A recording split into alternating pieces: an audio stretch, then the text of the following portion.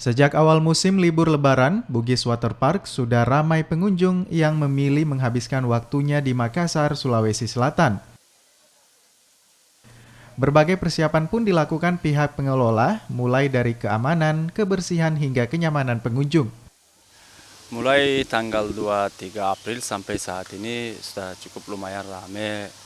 Rata-rata per hari kami dapat pengunjung 900 sampai 1000 orang. 900 Sampai 1000 orang. Ya. Ya. Sebelum di Lebaran kami tutupkan Bugis Waterpark selama 4 hari. Kami sudah dilaksanakan maintenance tujuan untuk kualitas supaya keamanan pengunjung. Berbagai fasilitas bisa dinikmati oleh pengunjung dari segala usia, mulai dari wahana anak-anak dengan ketinggian air dangkal hingga wahana dewasa yang mampu memicu adrenalin. Karena penasaran dan belum pernah ke sini, jadi pengen tahu. Belum pernah ke sini. Ya. Kalau Mbak Seru ya. kayak ketagihan. Ya. Jadi mau terus ke sini.